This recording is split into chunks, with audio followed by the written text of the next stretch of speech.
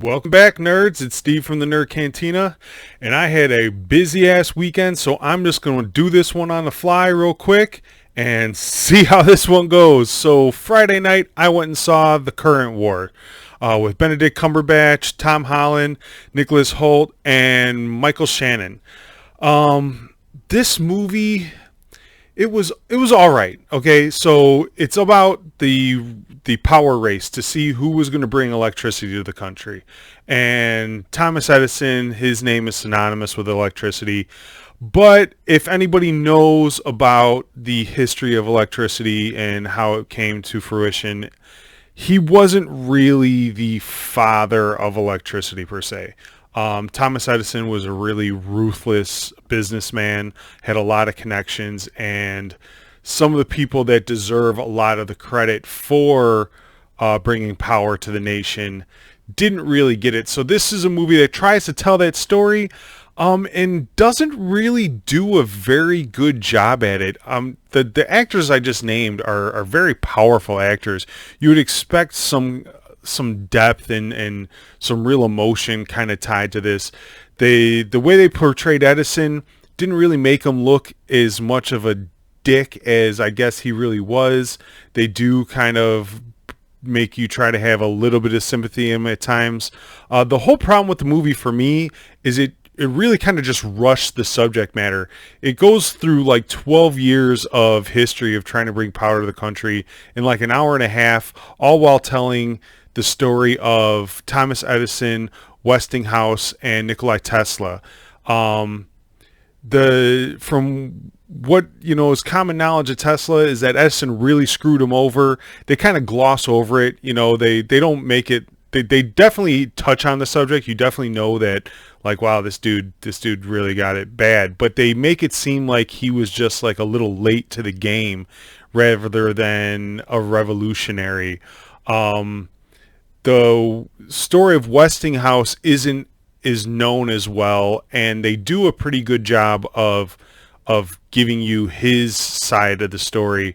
And then Edison, they really don't touch on how wrong he was. I mean, as far as American history goes, we all look to Thomas Edison as the father of the light bulb, the electricity, and it's not really that. It didn't really go down that way.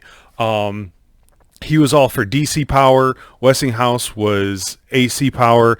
I own my own electrical company. I'm an electrician by trade, so this kind of really hit home. We all run our country on the alternating current, so AC won out. Edison lost. They do the whole lead into the Chicago World Fair. I'm born and raised in Chicago. Also another bonus for me. But they kind of just gloss over everything, and you don't really feel the gravity of how important this was to the country. There are a few times, when they go to the World Fair and you see the crowds that were, this is electricity. People have been running off gas lanterns and candles for forever. You know what I mean? Now they're getting this crazy voodoo electricity put in their house, and it's the modern marvel of the time. So you do get a few scenes where you see like, oh, okay, I like it. This must have been important, but I don't think they do a very good job of really weighing down the subject matter. Like I said, they gloss over how bad Tesla got screwed. They show Westinghouse, but they don't really play on the rivalry as much. And then with Edison, I don't think they play on how ruthless of a businessman he really was. I mean, they do dab on it. You do get those moments in the movie where you're like, okay, like, man, that was pretty bogus. Oh, that's pretty shitty. Like, oh wow, dude was right. That dude was wrong. But it doesn't really kind of, I don't know. It just didn't sit well. And like I said, the acting performances were up to par, but there was nothing like, no awards are gonna be won for this film. It was good to see Tom Holland in something other than Spider-Man, and he did a fairly good job as Edison's assistant. He did have some pivotal points in the movie where his role was prevalent, and you don't really he didn't really fail. He stepped up to the bat and did just as well as his co-stars, but his co-stars didn't do as well as you're accustomed to them doing. I would recommend everybody see it, especially if you're not too knowledgeable of the history of how this all went down. So if this is your only introduction to how electricity and the history of the nation, I guess it's good to take a watch and get some of that information.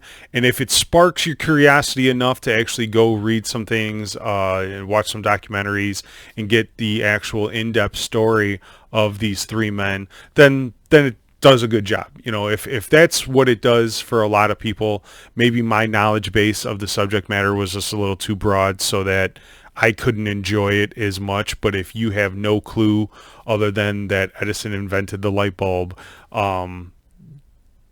then you may enjoy this a little more because it may be a little more informative to you. Other than that, there's really not much else going on. Like I said, they cover 11 years of a expansion of fighting over who's going to power cities, and they don't really give you information too much on what the differences are. They show you a little bit of Edison's tactics on how he tried to squash the competition, but like I said, it just didn't have the dramatic weight that I kind of expected it to have going in, with the quality actors it had and the knowledge of the story that they were trying to tell. So I wouldn't rush to the theater to see this one. It is a little artsy. I would recommend at least giving it a view at home.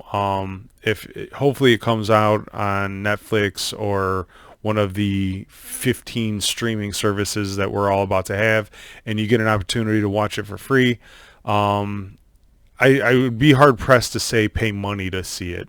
But if you have an opportunity and you have the time and it doesn't cost you any money, give it a watch.